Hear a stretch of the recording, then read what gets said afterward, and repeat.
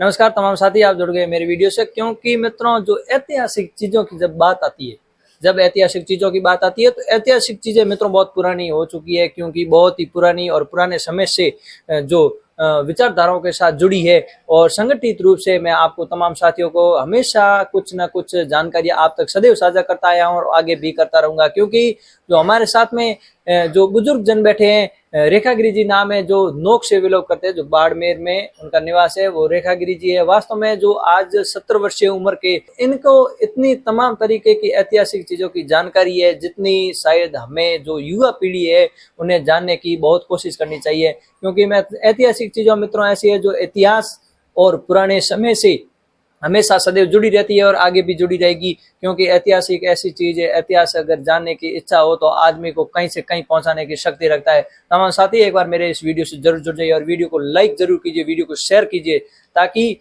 मैं ऐसी तमाम तरीके की जानकारी आप तक सदैव पहुंचाता रहूंगा। और इसी व्यक्तिगत तौर से मैं अपने हमेशा आपको कुछ न कुछ जानकारियां सदैव साझा करता रहूंगा।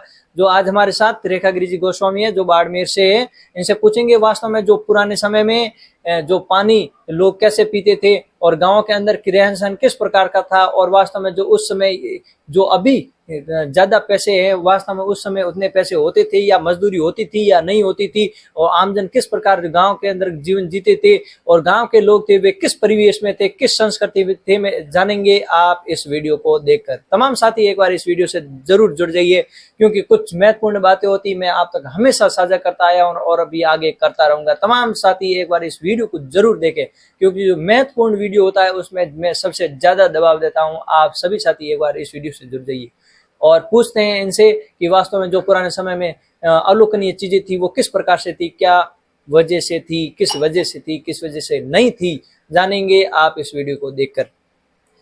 आपका क्या नाम है सर? रेखागिरी गोस्वामी। अच्छा रेखागिरी जी, तो अपने जो पुराने समय में लोग कैसे जीते थे, पानी वगैरह?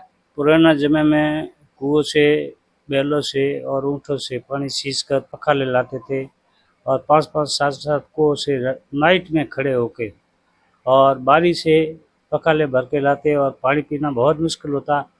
जैसे छोटा मोटा गांव होता, जैसे महाबार, जैसे मीड़, जैसे 20-20 किलोमीटर से पानी आता। पानी की बात तकलीफ होती। उस समय मजदूरी नहीं होती थी। मजदूरी 1 रुपये और 2 रुपये मजदूरी थी। उसी मजदूरी में लोग मजदूरी करके अपना पालन। रेखागिरी जी ऐसी बात है, जब पुराने समय में लोगों के पास इतना पैसा, जो अभी पैसा है, वो पुराने समय में या इतनी मजदूरी वगैरह थी या नहीं थी। उस समय मजदूरी करने के लिए लोग यहाँ से बाड़मेर से 2-2 हज़ार किलोमीटर दूर जाते और महीने को 50 रुपये देते थे। मैंने खुद ने अनुभव किया और 50 रुपये में नौकरी की एक ही सेठ के साथ, और इधर मजदूरी नहीं होती थी और 1 रुपये 70 पैसा मजदूरी मिलती थी। और वहाँ मैंने नौकरी की नहीं और बड़े समस्या का कठिन समाधान किया और बूढ़े माइतों का पालन पोषण किया। और यहाँ अपने राजस्थान में मजदूरी बिल्कुल नहीं थी। आपने लगभग अभी आपकी उम्र क्या होगी? उम्र 63 हमारी एज है। और हम जब 13 साल के थे उस टाइम में 5वीं पास करके संघर्ष करना शुरू कर दिया और मजदूरी करके सेठ लोगों के साथ मेहनत और मजदूरी करके अपना भविष्य बना के आगे बढ़े। उस टाइम लाइट नहीं थी, पानी नहीं था और गाय, ऊँट और बकरी, भेड़ बकरी रखते थे और किसान का धंधा हमारे बूढ़े बुजुर्ग माइट करते थे।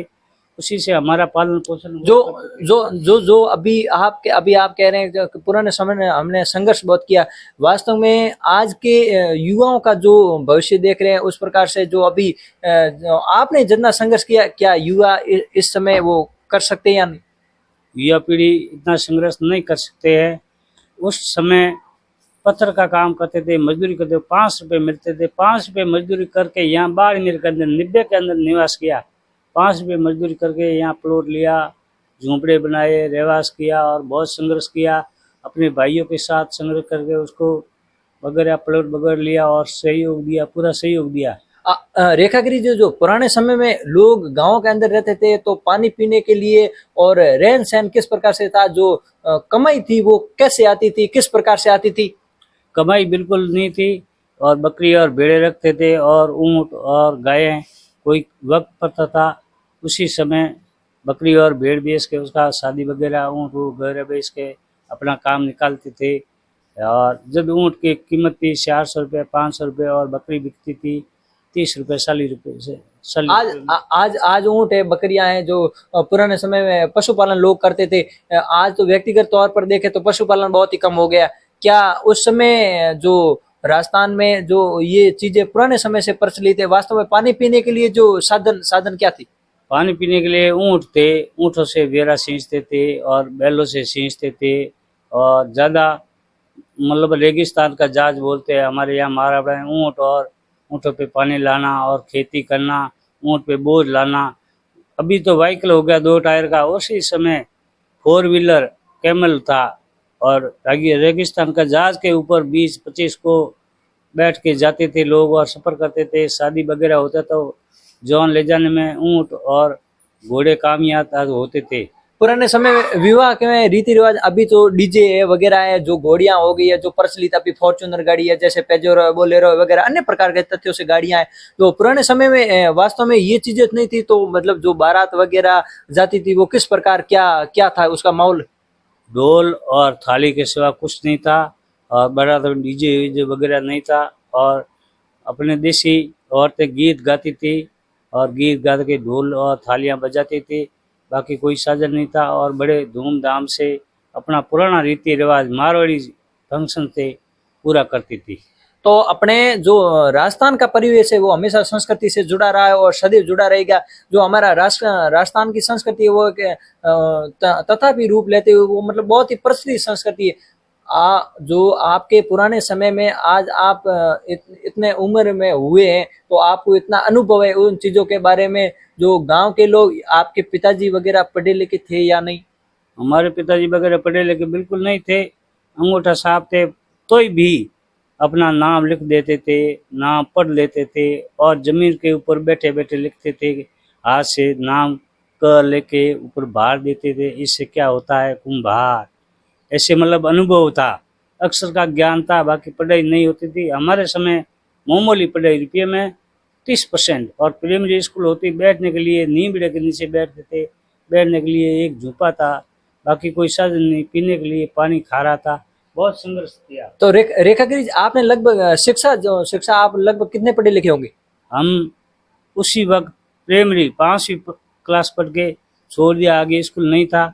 उसी संकट से, घर में बहुत लंबा परिवार था और गायें, कैमेल, ऊँट वगैरह बहुत ज़्यादा थे, उसके अकाल पड़ता, उसके सारे की बहुत ज़रूरत होती। उसी टाइम मजदूरी नहीं थी, मजदूरी के लिए बाहर जाना पड़ता।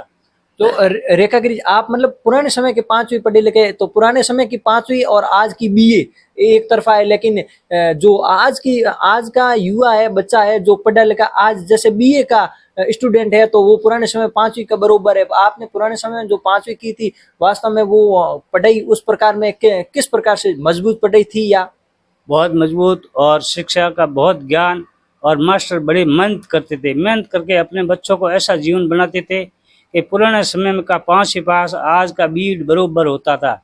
और उसी वक्त मास्टर ऐसी शिक्षा देते थे उसके दिमाग में घुस जाती थी।